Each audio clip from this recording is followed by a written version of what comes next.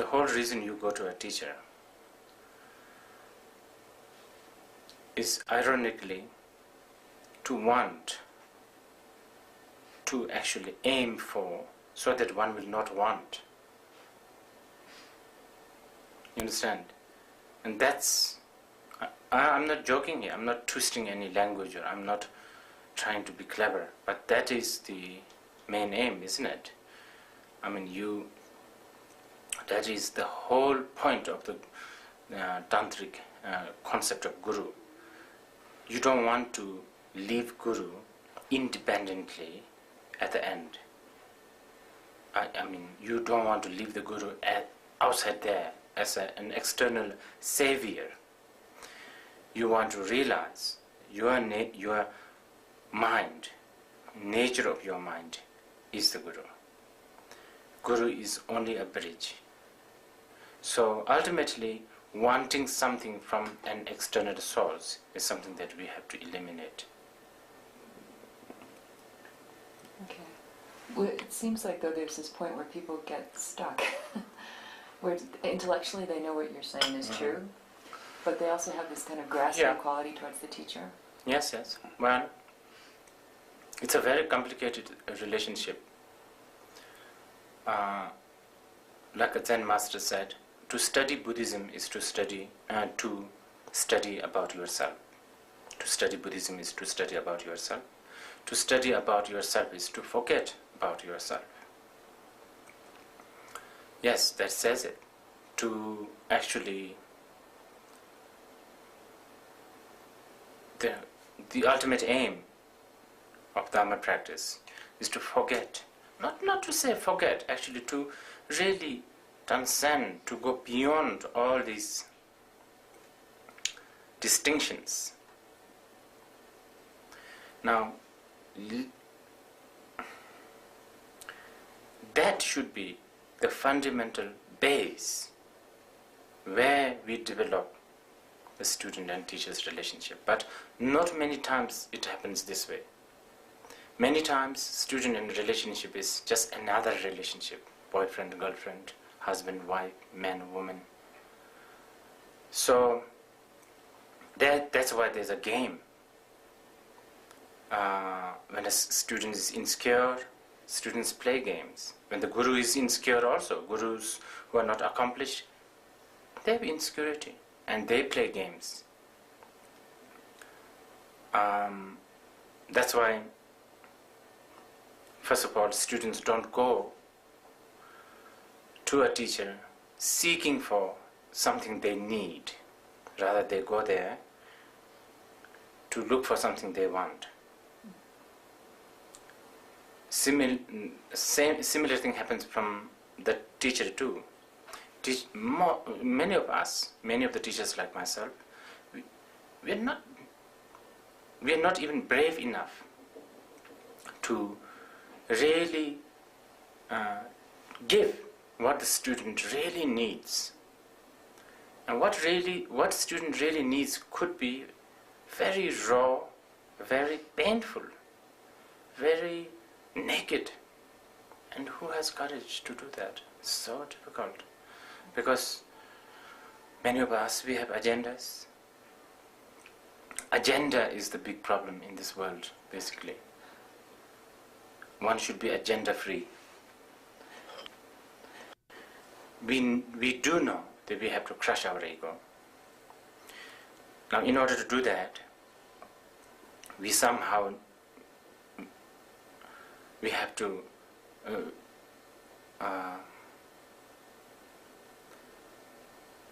see a model, so if you like, okay, a model who has done it, okay, and we have to admire that model. And when we admire, then there's father, there's the leader, there's all that thing, Buddha, whatever. So that's the only way to go. I mean, how would you teach someone in order to crush their ego? Look at your teacher as your maid. It won't work. But then... Maybe for some very peculiar people. But it does work when you need to look upon as someone higher than you, or someone who's more pure than you. Is there a point where students can get stuck, though, as in like a parental relationship, not trusting their own? Oh yeah, that can happen. That's what I was saying before. Many teachers have many teachers don't have courage to give their children, their disciples, what they need, because they have agenda. They want to give them what they want, and that can spoil them. That can make them emotionally dependent on them. Very much. That's big responsibility for the teacher. If the teacher and the students are genuinely interested in the enlightenment. But if they just want to build a relationship, yeah, that's the way to go.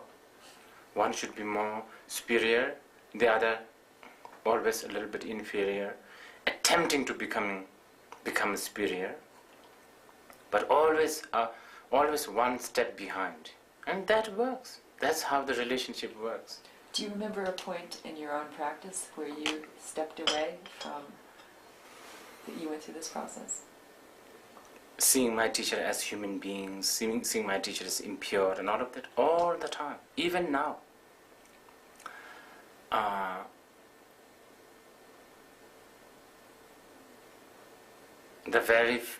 For instance, hypocrisy that people like I have, doing one thing in front of maybe a picture of my teachers, and do something else behind, you understand? And that shows that there is a lack of acceptance that your teacher is the Buddha. He knows everything. There is no such thing as behind the picture or in front.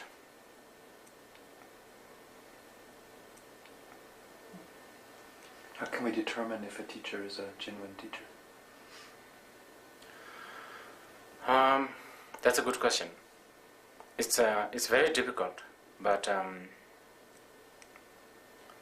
I mean, especially as a deluded being, people like us, we can't. I mean, our judgment, even we judge that someone is a really good teacher, how much can we trust with our own judgment? Many times our own judgment has failed us. This is why in Buddhism, study, contemplation, not accepting Buddhism with blind faith, with blind devotion, is very much stressed, especially initially, by the Buddha himself, again and again. Gangsala mitun cholatan, that's what he said. Not to depend on a person, but depend on the teachings that he gave you. And not simple like that. You have to. It will always be an insurance, okay, if you like, to study, contemplate on the Buddhist texts, study them, and then finally, once you are slightly matured, I would say, it's in this. Even all the other quality failed, okay? Maybe your teacher is not a learned, maybe not, I don't know, gentle, I don't know, straight enough, I don't know. But one thing that I think you should look for is a teacher who is not interested in himself. A teacher who is totally interested in you and fellow sentient beings. Is there any value in Western students making a pilgrimage to Dzongsar or to Bodh Gaya? Yeah. Pilgrimage, although it has become very ritual now, it's sort of devotional or ritualistic thing.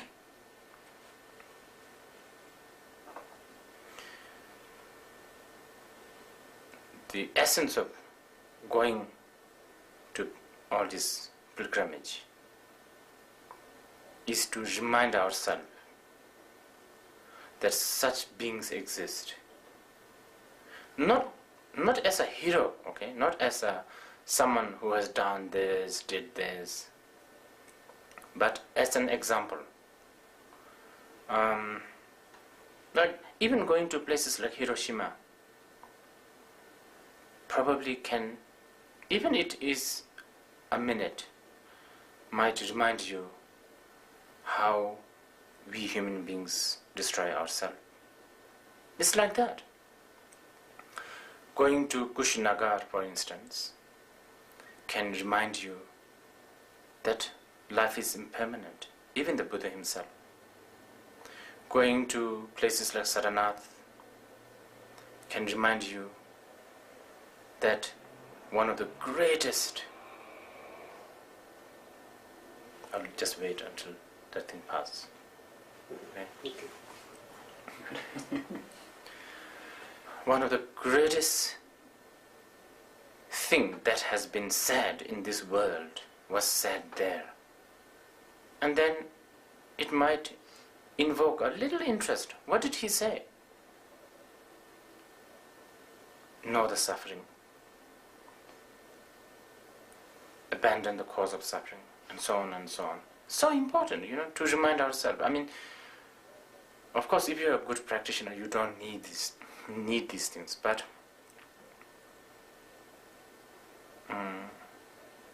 I think one should help ourselves with all kinds of help. Even it requires some kind of gross reminder, like a Holy Land, mountains, trees, whatever, Mm-hmm.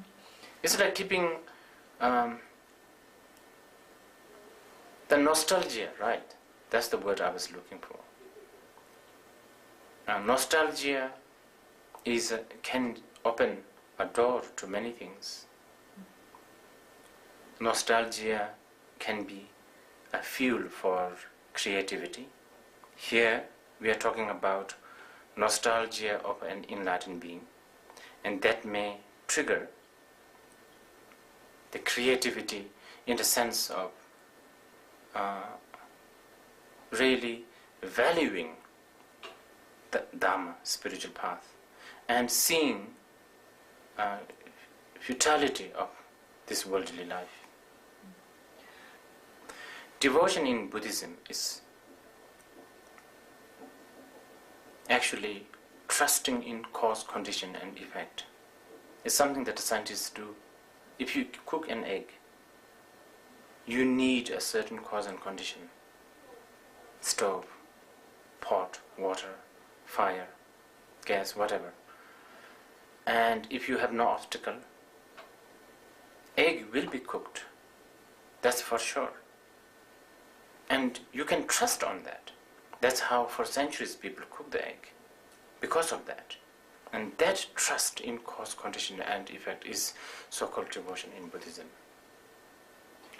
Can one make a movie without having an agenda? Mm-hmm. But you want to say something, isn't it, in the movie? Isn't that an agenda?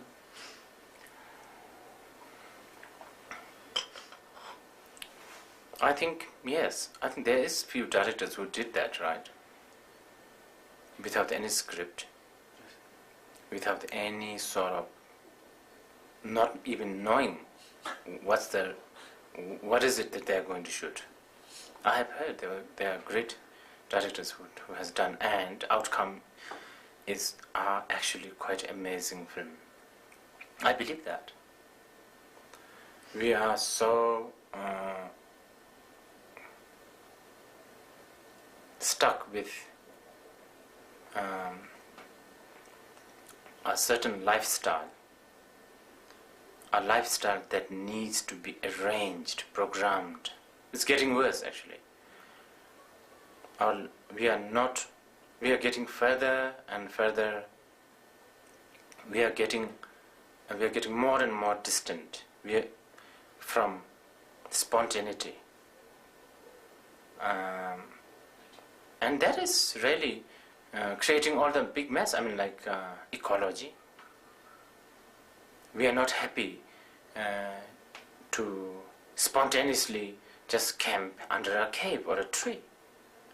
We need to now have a hotel, for instance. So the credit cards and all of that. We human beings, we ask for program life. And somehow we think that secures everything. And now it's too late. I mean, if you want an excursion fare ticket, you have to book an air ticket 3 months before.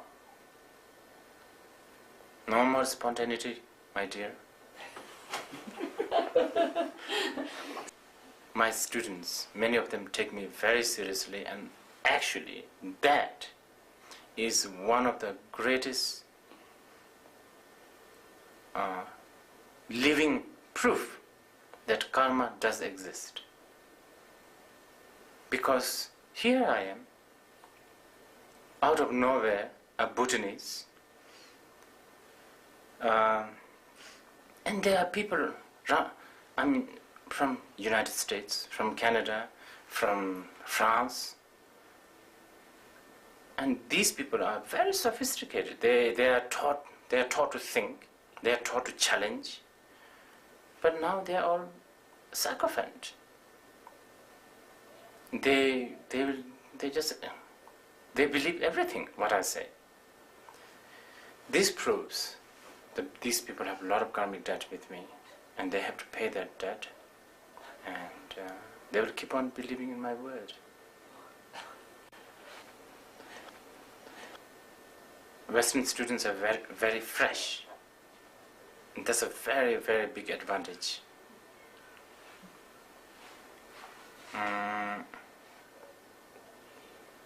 Easterners, they're more confident with the path, and just because there's a trust, because I guess it's the society. It's a like extended family. If the mother is busy shopping, she can trust and live it with like the 14th uncle or the auntie, whatever. So that also is within the Dhamma. Like there is that trust. But you see, the thing is, the very trust also has its own disadvantage, because then it becomes blind faith. The very freshness of the West, the freshness, the inquisitive or skeptical, they are very good quality. But then sometimes this can also go too far. You end up not practicing anything, because you are just analyzing all the time. Okay. I'll ask one question. I'll stick my neck out here. The students consider you enlightened, Rinpoche. Do you consider yourself enlightened? Me? No, because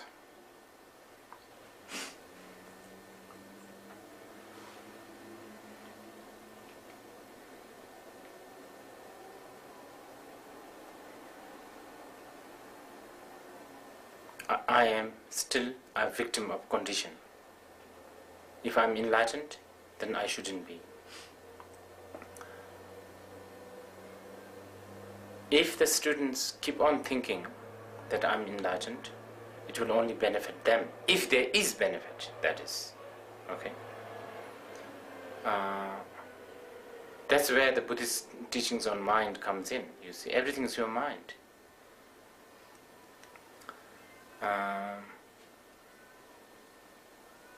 Can you say a bit more about that, Rinpoche? I know you've said it many times other places, but just for purposes of this. It's like, it's like, let's say you are, I don't know, you are in a bus or something, and person hop in the bus and sat next to you, and this person may be, I don't know, going through a big problem, and you, without even you realizing, You didn't do anything. Maybe you just sat there, right? But somehow this person thinks that you have helped him a lot. I don't know, by stepping over his toes or something, I don't know. Now, he is not your healer or he is not your liberator. But the other person thinks so. Understand? And it will give the other person a sort of benefit. It can give the other person the benefit of keep on thinking that this person helps you. This happens a lot.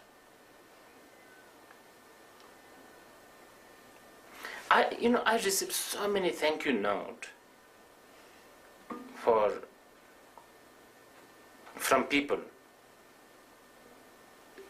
thanking me for helping them because when they were in this and that danger, I don't know, turmoil, depression. And honestly, I tell you, I wasn't thinking about them at all.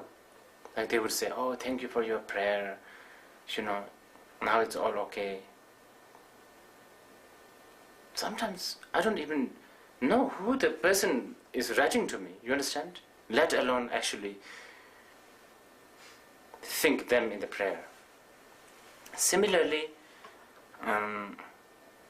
this happens a lot. Actually, this is something I should tell you. Because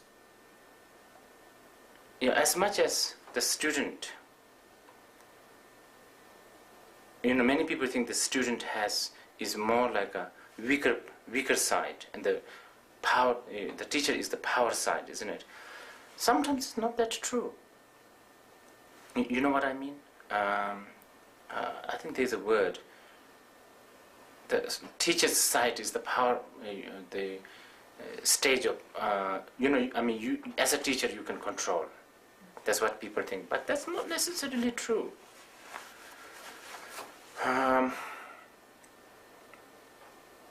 For instance, like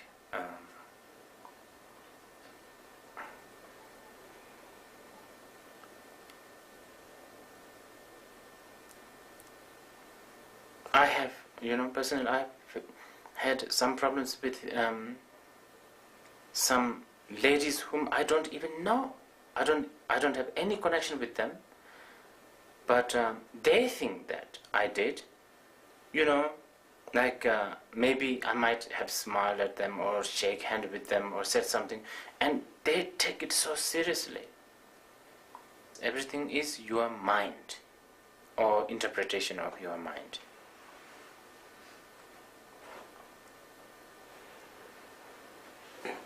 Everything is your imagination, and there is nothing that is not an imagination. Therefore, imagination is very powerful. Imagination is only reality that we have. Within the imagination, there is the fantasy and the reality in the relative world. Buddhists in general, they are trying to train people's mind to think on gentleness, kindness, love, compassion, and so on and so on. That's all path. But when you talk about everything as mind, you are approaching to the ultimate truth. Ultimately, yes, as we approach to the ultimate truth, first thing we have to realize is that then we are not talking about path, okay? You see, don't bring the path in here. When we talk about a path, of course we have to talk about goodness and badness and all that. What needs to be abandoned, what needs to be practiced. But as we approach to the ultimate, then we don't talk this anymore.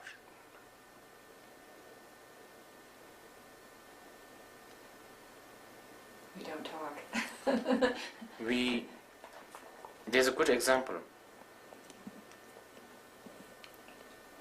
A woman who desperately wishes to have a baby dreams that she is pregnant and even given birth. She is so happy. Within the very same dream, baby dies.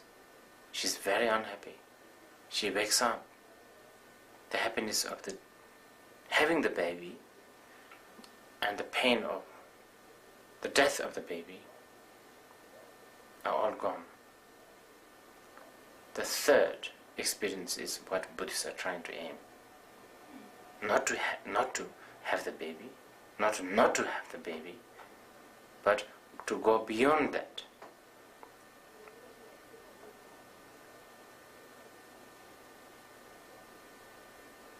Okay. Thank you, Rimpoche.